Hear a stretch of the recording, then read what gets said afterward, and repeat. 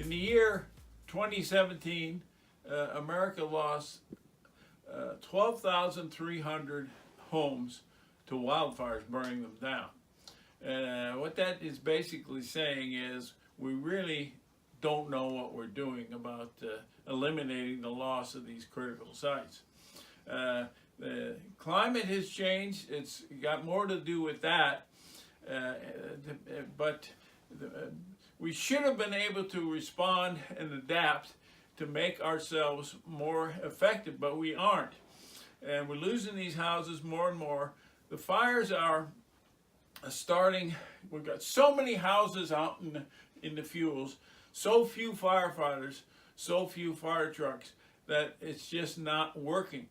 And the two things that firefighters can't bring to the scenario is they can't bring time and they can't bring space. So what we're going to have to do is convert the homeowners, the people who live in the wildland interface, convert them into a resource. And basically, they have to shape the battle space around their critical site so that it gives the firefighters a head start. Everything is ready so they can, in 15 minutes, fireproof the building so that the large firestorm is heading towards the structure can't reach it and burn it down.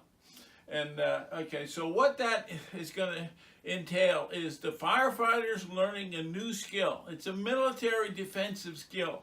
It's got not much to do with firefighting. Firefighters are used to going out squirting water and digging line. And they're not used to trying to prevent houses from burning down. They really don't know what they're doing on that. So this is a universal blueprint to be used for all structures in the fuels. And we're going to start with just one house. But if there are subdivisions and settlements, what you can do is just build the concept around the entire subdivision and settlement. But it's a real strange,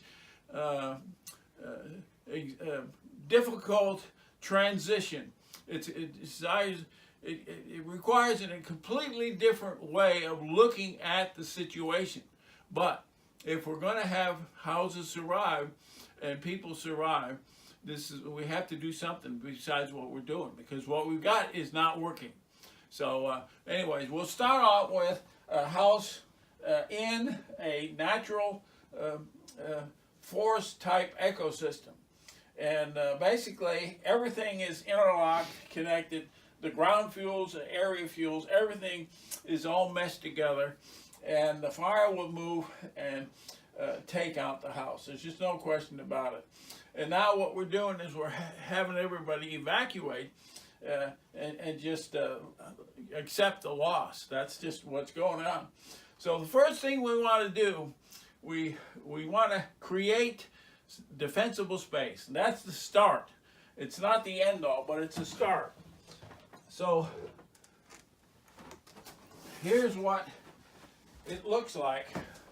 We've thinned and pruned. We separated our heavy fuels. We've taken out all the interlocking fuels and just separated through thinning and pruning. And we've just got the large leaf trees and the light fuels and grasses and so forth around the house. Well, what you get when you do this is a trade-off. You trade heat holding calories for speed. In other words, left as is, this isn't going to help the house at all.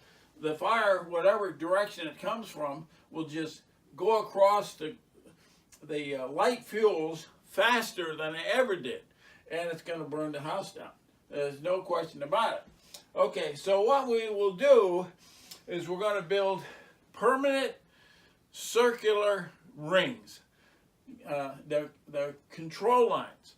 And what I've done is they only need to be about 2 feet wide And what I've done is dig down about 6 inches into the ground, laid plastic down, plastic sheeting, and then put gravel on top. What that does is it makes them permanent in the pioneer species of grasses and so forth are slower to come in. It still has to be maintained, but this is what we're going to have to revert to. And you start off right at the critical site. You put your first circular control line in around the thing that you want to protect. And this should be a complete circular patio, maybe out 8 feet, 10 feet, if you can handle that much space. But even 4 feet, 5 feet, 6 feet, that will work, okay? But it's completely all around. That's your first dragon ring, circular ring. Okay, then you go out 100 feet beyond that, and you establish your second ring.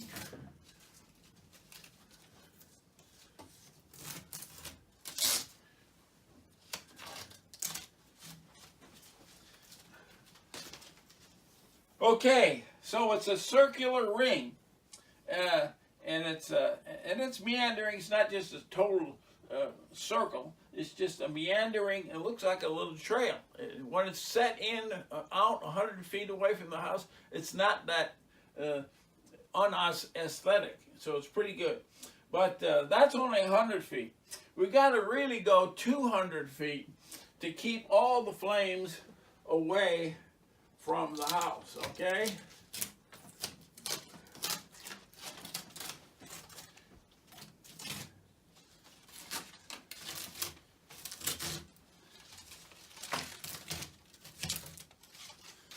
Okay, this is your universal Dragon Slayer blueprint, and it'll apply anywhere, every wildland interface ecosystem.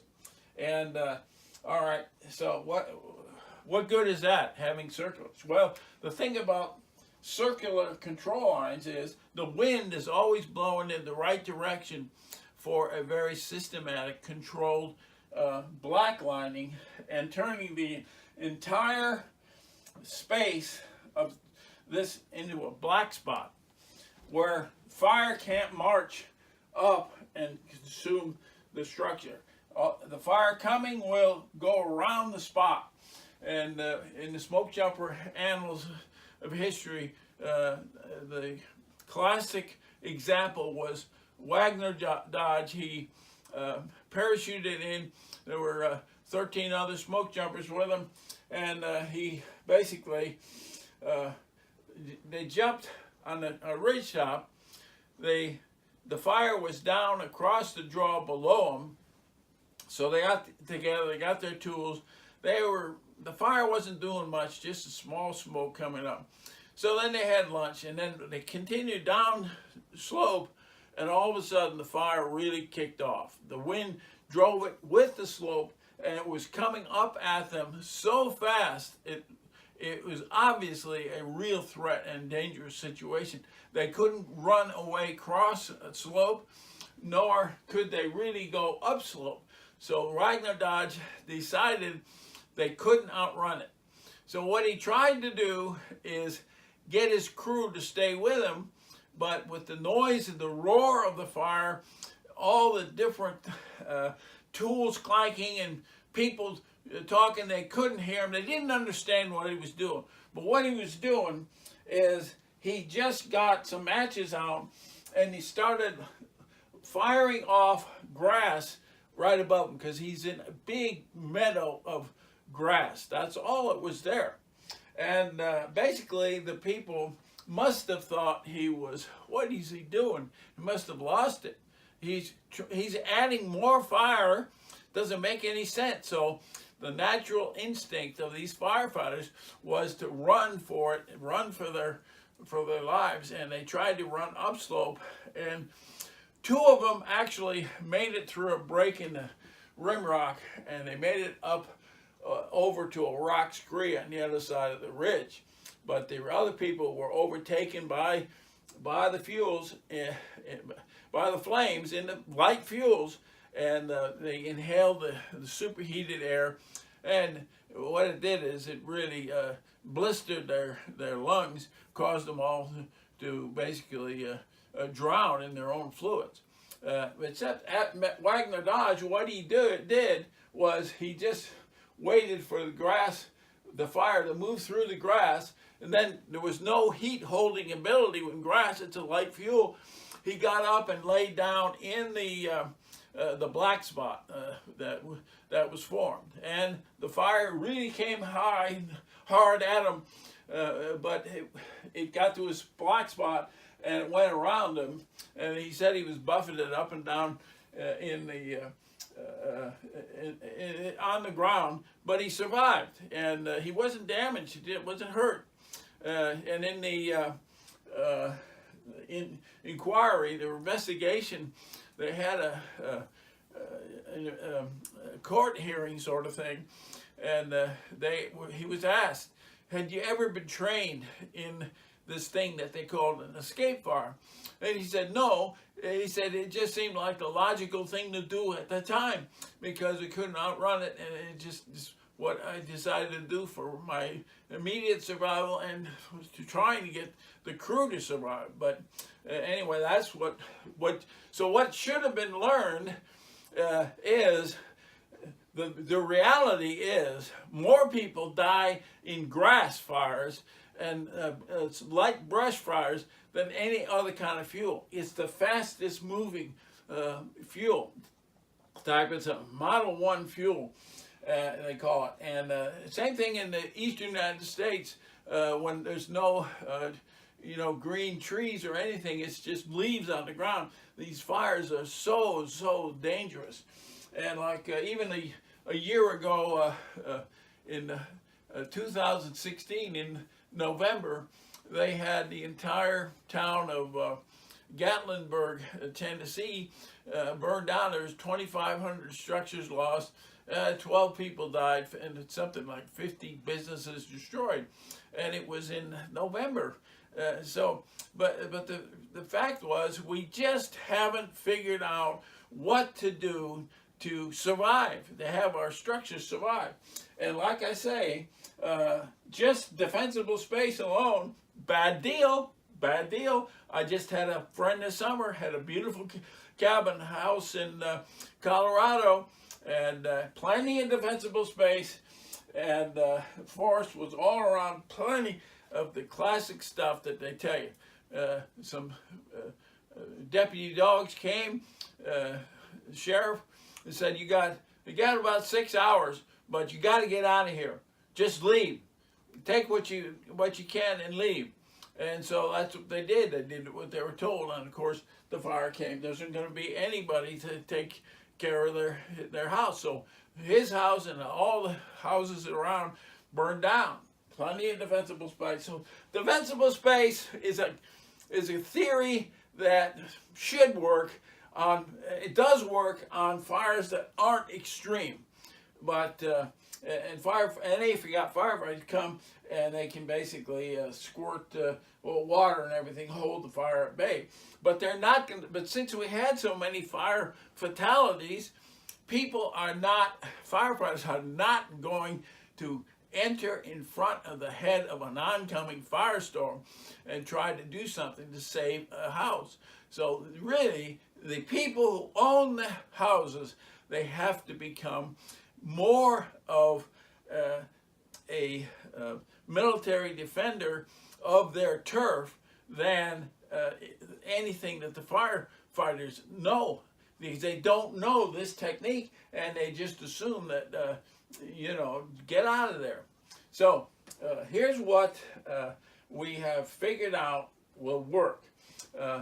I've got a little whiz wheel. I got these little things that are 8 inches in square, and they have a little wind direction arrow on it. Okay, so you can pick a fire, and it doesn't matter where the fire is coming from. all you need to know is where to lay and start your black lining operation.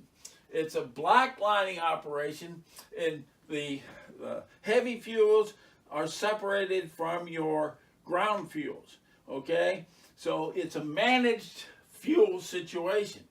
So what we got to do now, though, is also realize that we have to separate our light fuels so that we can systematically release all the calories in this black, which will be eventually a black spot. Okay, let's say the fire is coming from this direction. All we do is we have a little gauge, and then what we do is follow this, and we lay the first strips of fire from a propane torch or a drip torch right against the line. No matter how strong the conditions are, the flame lengths never get very strong. They don't have enough fuel, and then what they do is they just peter out and they get to the line. And then they'll also start back burning this way into the fuels. So then you go down and you do the other semicircle, and eventually these, you can strip it again and help it, and basically you have the first outer black donut, okay? That's what we call it. That's a smoke jumper. So I did this as a fire management officer in Alaska, and we used smoke jumpers for the BLM and the Forest Service, and of course they called this the black donut of death method, and that's kind of a donut. Okay, so then you do the same thing with the inner ring, okay? You lay the fire right against the house, and it blows in, and then of course you can lay it here. It doesn't matter now, we can go anywhere here, and it's all gonna blacken. So now you figure this is about almost an acre in size, really, when you put it in, and it takes about 10 to 15 minutes for the entire black spot to be formed.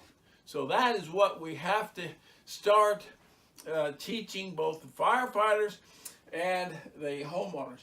Now, like when we lost the 19 Granite Mountain hotshots, there was a situation there that the new fire ops chief came on the fire, and of course he didn't know where everybody was, but it was obvious that there were 150 some odd houses that were in light fuels, lots of defensible space around them, but basically they were going to be burned over. They could see the fire was coming towards them. So there was no plan, there was no option to revert to when they couldn't stop the fire. So what really, talked to many of the hotshots that were on that fire, and basically what they really think should have happened is the local fire department should have shown these people how to set up their own houses so that it could be black lined around it, and then if the firefighters couldn't get there, they could have saved their own houses.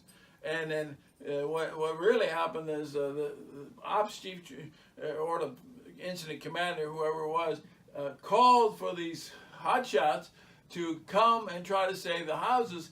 And of course the leader of the crew said, well, no, we can see the best place for us is right in the black, a place that's already been burned. And if we have to head towards the houses, we're going to be in the unburned fuels, or 15 feet of chaparral, and it's too dangerous. And then he got the old crew leader, and the crew leader got into a little argument, big argument, and finally he was convinced to try to take his crew down, to try to help to get to the houses. And of course they didn't make it. And then the old crew leader ran up, realized he had really made a big mistake, and he ended up dying with the crew too. But this is what we have to do. Like, for example, in 1996, they had a horrible fire season in Texas, okay? and Texas had lost 1,000 homes that year. Okay, so Governor Bush at the time, he basically got all the Texas Forest Service together and just said, okay, look, we can't have this happening again. What do you need so that the people of Texas never have to undergo this type of loss again?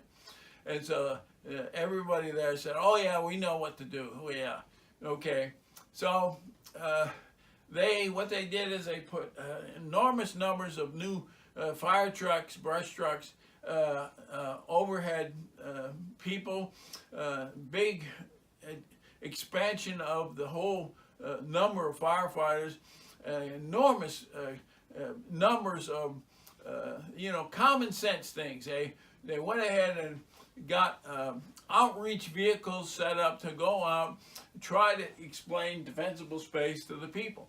Okay, so I tried to, went down to the Texas Fire Academy and tried to explain, look, this is what you're doing is not going to work, and they wouldn't listen. They thought, no, they got all the money, they got all the trucks, they got all the things they need. Everything will be fine. They'll never have losses like this again. Then 2011 comes. What happened? They lost 4,000 houses. Okay, and so defensible space alone was a disaster.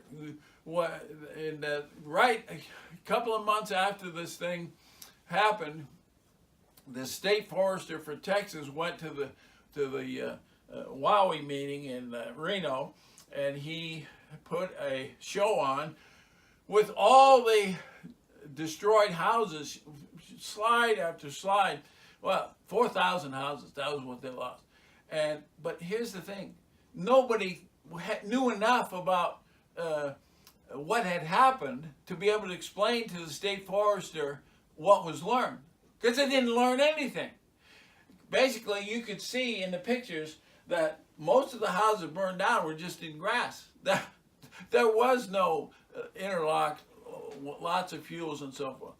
And basically, so you had already plenty of defensible space, but nobody there to take the calories out of the grass before in a systematic, organized way, so that the fire would stop and not continue on to destroy the houses.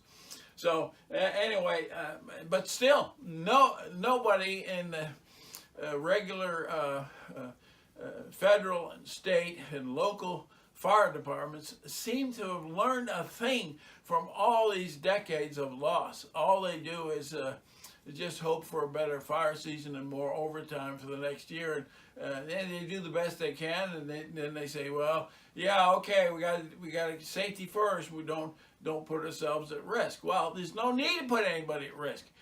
Get the people who live in the fuels to understand where they live and what to do in order to set their homes up so that they can be systematically